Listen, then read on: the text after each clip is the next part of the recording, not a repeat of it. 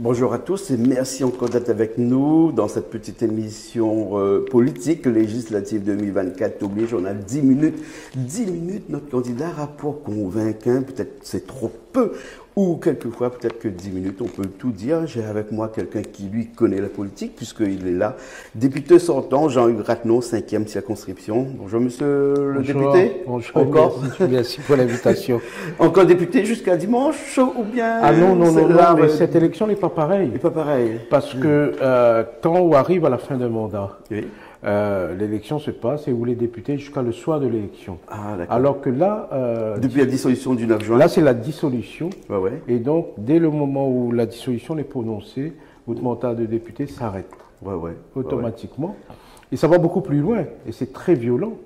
Parce qu'on a obligation de licencier les collaborateurs.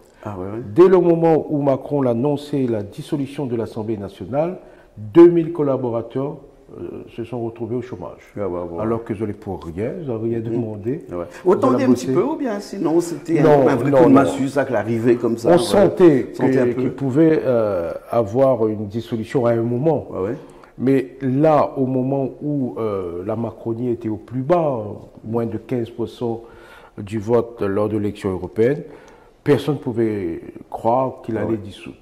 Mais on a eu l'information quelques minutes avant. Quelques minutes avant. L'article 12 de la Constitution dit qu'il n'a même pas besoin de dire à son entourage s'il doit faire une dissolution ou pas. D'ailleurs, même son Premier ministre n'était pas au courant. Dans ces élections qui étaient des élections européennes, et quand Emmanuel Macron a décidé de dissoudre, il s'est dit que les législatives qui vont arriver vont être complètement différentes, que la population ne va pas voter exactement pareil. C'est vrai, ça? Totalement différent. C'est ce que je dis dans mes réunions de quartier et puis dans le meeting hier soir que j'ai fait à Saint-André. Mais je vais développer encore tout cela ce vendredi lors des meetings et tout à l'heure, après l'enregistrement, lors des prises de parole. On n'est pas du tout dans la même situation. Et c'est pour cette raison que je regrette que certains responsables politiques, que des candidats arrivent, essaient de faire la promotion de leur candidature en passant par plusieurs chemins.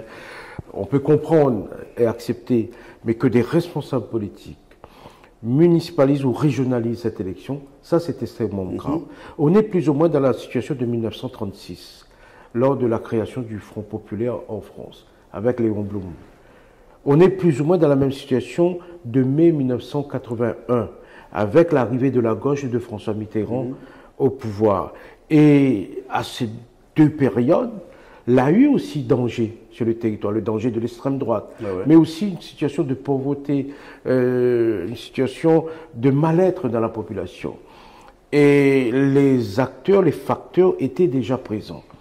Certains médias aussi, pas tous heureusement, certains journalistes, pas tous heureusement, eh bien, pilonnaient justement ces organisations qui essayaient de créer les conditions d'une meilleure répartition des richesses. Parce que, il faut le dire, certains sont dirigés par des lobbies financiers, par ce qu'on appelle les ultra-riches, les multinationales. On a vu Bolloré, par exemple, dans les actualités dernièrement, qui soutient le RN. Donc, voilà. Par exemple.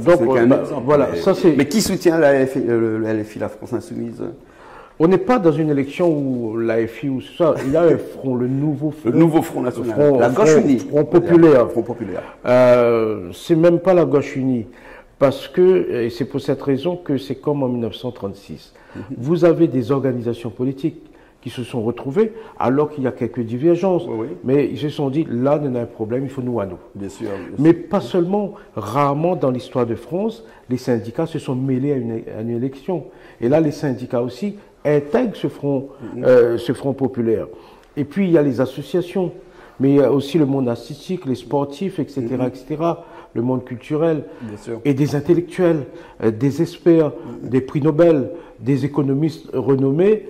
Eh bien, tout ce monde-là la mettre la main ensemble pour créer le Front populaire et le programme. Des sondages, ça donne le Front populaire à 26%, qui est vraiment au-dessus de ce qui était lors des européennes. Ça montre vraiment que c'est deux élections complètement différentes. Mais est-ce que là, si demain ce Front populaire-là arrive en tête avec à l'Assemblée une forte population de députés, Est-ce qu'il y a une chance pour que Mélenchon soit Premier ministre?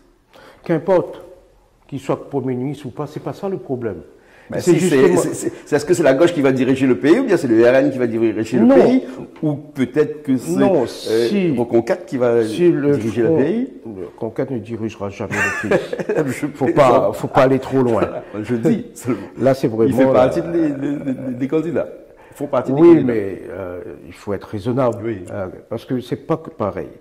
Maintenant, je voudrais revenir à cette élection. Avant d'aborder la question programmatique, etc., etc. Il nous reste 5 minutes. Oui, mais c'est important. Moi, je pense que c'est important. Je donne quelques chiffres. Les prévisions dans l'Hexagone, c'est 65% de participation. C'est un record. Et nous avons là, au moment où on parle, près d'1,5 million de procurations déjà arrivées dans les bureaux. Ça veut dire que c'est une situation totalement différente. Et il y a un réflexe de survie, et les gens sont en train de dire c'est le moment. La fin de la Macronie, c'est là. On l'a pilonné, on a travaillé, on a fait de l'éducation populaire, on a dénoncé pendant 7 ans, et c'est la fin de la Macronie. Maintenant, si demain, le Front populaire arrive à avoir un nombre suffisamment important pour avoir cette majorité relative, il n'y aura pas de majorité absolue. Personne aura de majorité absolue. Donc, Mandela ne sera jamais Premier ministre, parce qu'il a, il a dit qu'il sera Premier ministre que s'il a une majorité absolue. Peut-être qu'il voit qu'il peut avoir la majorité absolue, peut-être qu'il a peur, parce que son programme pose le problème de la constitutionnelle, de la validation par la Chambre constitutionnelle, parce qu'il a un certain nombre de mesures qui se relèvent totalement anticonstitutionnelles. Donc il voit qu'il aura du mal. Et c'est pour cette raison qu'il est en train de changer son programme, son projet. D'ailleurs, on l'a vu dans une émission où il s'en mêlait les pinceaux un peu. Donc, si je reviens, si le Front populaire trouve une majorité relative à l'Assemblée nationale, le président de la République, parce que seul lui a le pouvoir, peut demander au Front populaire de désigner son Premier ministre. Et pour ma part, quel que soit le Premier ministre ou la Première ministre, qu'importe, parce que le Front populaire a un programme chiffré et planifié. Donc la feuille de route est là. Quelle que soit la personne qui prendra la responsabilité du poste de Premier ministre, il a sa feuille de route et il applique la feuille de route. Monsieur Ratnon, il nous reste 2 minutes et demie, juste pour parler un petit peu de cette 5e circonscription, une grande circonscription. Comment battre campagne avec toutes ces communes qui font partie de la grande circonscription? Disons, il y a les médias et notamment vous, et c'est important de donner la parole aux candidats pour pouvoir diffuser l'information. Tous les candidats sont plus ou moins logés à la même enseigne. Pas totalement, parce qu'il y en a qui ont du mal quand même, et j'ai une pensée pour eux. Maintenant, il faut faire campagne dans un temps très court, et c'est pour cette raison que nous essayons par tous les moyens, par les véhicules sonores, etc., des contacts, des appels téléphoniques, tout ça.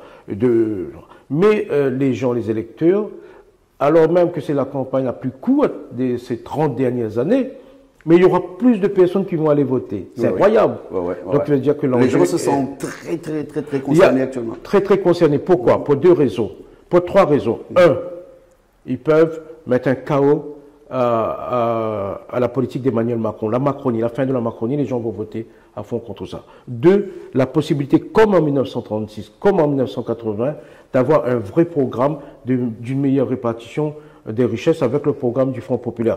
3, la peur du Rassemblement national. Vous avez entendu dernièrement que le Rassemblement national commence à aborder la question des populations qui faisant partie de la France, et notamment remettre en cause la binationalité. C'est le début du nettoyage. Monsieur Adnon, 1 minute pour juste parler un petit peu aux électeurs de la 5e circonscription. Là, juste dire un petit mot.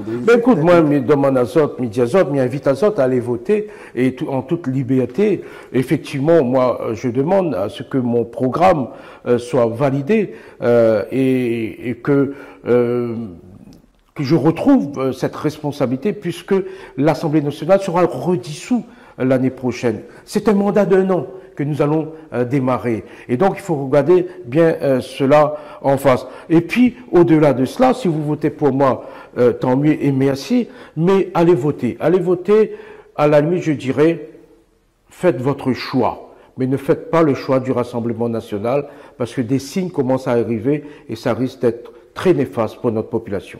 Merci beaucoup, Jean-Luc Rattenon. Merci beaucoup.